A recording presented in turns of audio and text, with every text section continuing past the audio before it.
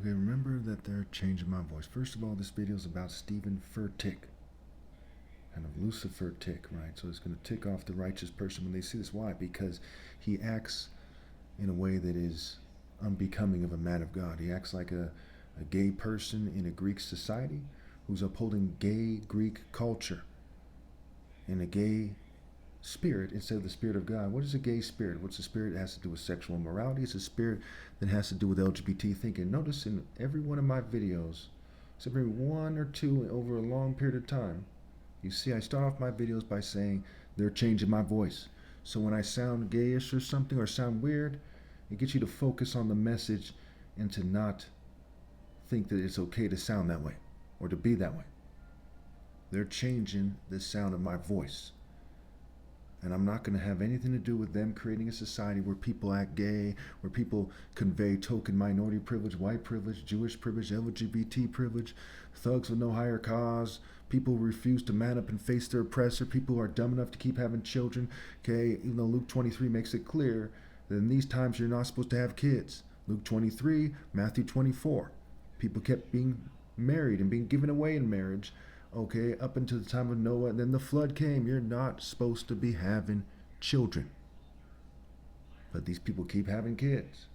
They keep encouraging each other to have kids. More often than not, at least. I haven't come across anyone who isn't, I haven't come across anyone who is saying that you shouldn't have kids, while preaching the Bible. They're clearly social engineering for a Greco-Roman system. So he comes off like he's serving Zeus and not God Almighty. He has a kind of gay and funny and weird and circus way about him. I've heard him being described as a clown, and the evidence strongly suggests that that's the case, though I don't hear the sound of his voice. I can tell by his mannerisms and his facial expressions and what he's saying that he clearly serves the state, okay? And he's not in the spirit of God. I could die right now. My flesh could die right now. Then what? What's his plan? He has no plan, no matter how you slice it. All possibilities point to he has no moral plan. He's not in the Spirit of God. Therefore, he doesn't know what he's talking about. Knowledge of God is being in the Spirit of God and knowing God from being in the divine order and obeying God through me. John 14, if you love me, obey my commands. Thou shalt not steal. They're cheating me out of my right to lead. Thou shalt not steal wittingly or otherwise. And you shouldn't be an idolater lying about God in a spirit that isn't God's spirit.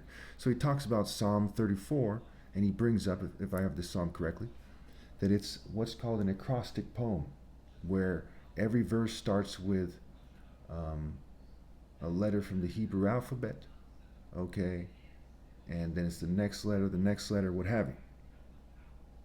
And that goes back to why the wordplay is important, like Marshall is marital scrambled, and I Christ and the bridegroom, okay, and so on and so forth.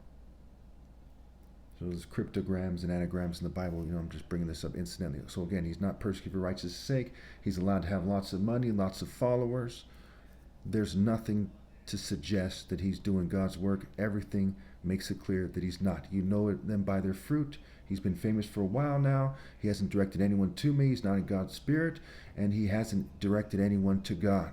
He's teaching them to be a kind of liberal-ish to liberal gay nerd with a kind of goofy Jewish spirit, like the cartoon character Goofy. And I'm not saying this to insult people. I'm saying this to make it clear that I'm doing God's work and everyone else isn't. If the truth sets you free, then let it set you free. If it destroys you, then you deserve to be destroyed. I'm separating the sheep from the goats, and everyone else right now is a goat. They need to scramble and obey God through me. They don't need to delay, right? Gang stalking is about stalling the king. Gang, stall, king. Delay for delay. You think you should delay me for your sexually immoral processes, your white, Jewish, and LGBT social engineering, sexual engineering, eugenics, social Darwinism? No, that's sick. That is the devil's work. That's why the devil is called a horny devil, the great deceiver, rape by deception. I rebuke you people to the extreme. Now, they try to make it sound corny again. I urge you to focus on what I'm saying, not how I'm saying it. Because they change the sound of my voice and my speech patterns. They covertly edit videos after I upload them. You know that for more than one reason. You've seen the old songs that they've remastered on YouTube. You've seen the old clips from basketball and Tupac and Martin Luther King that they've changed to Jewish wash, gay wash. Other people are playing dumb about this, and that is reinforcing it. They know that when they do what they're doing, people keep following the crowd to hell. Bottom line. And Stephen Furtick is no exception to the rule. Look at him on the screen, right? He has clown postures. You know, it's like these people back in the day who would mock people and they say, "Oh, praise Jesus." They say it in this kind of mockery way, this clown way. It'd be like the people from Ghostbusters preaching, okay, the original movie. Weirdos. Acting funny instead of serious, okay? He thinks it's a game that 9 million people starve to death every year, apparently. And you should just kind of use psychology in a neo-colonial left-right paradigm. It is very sick. You should not use psychology. You should obey God through me, because God's order is a martial art order. You think it's an order of chefs? You think it's an order of plumbers? It's an order of clowns? It's an order of bootlicking cowards, token minorities, privileged white, Jew, and LGBT people, leveraging that privilege, saying, hey, they're relying on their privilege and their flesh and not on the Spirit of God. And the Spirit of God doesn't just come to anybody when they pray to God. You have to not be cheating the true leader who's set apart out of his right to lead. Look at the Old Testament. For example, for those of you who rely on the Bible. Before the Bible, I am. Before the authors of the Bible, I am. Christ never wrote any book in the Bible. Is the Bible the main authority on God? No, I am. The living Christ. For those of you who rely on the Bible, look at the Old Testament. If they rebelled against King David, could they be doing God's work? No. And I'm the root and offspring of David and the bright morning star. Not Stephen Furtick, not Marcus Rogers, not Taylor Alicia, not the Pope, not anyone else.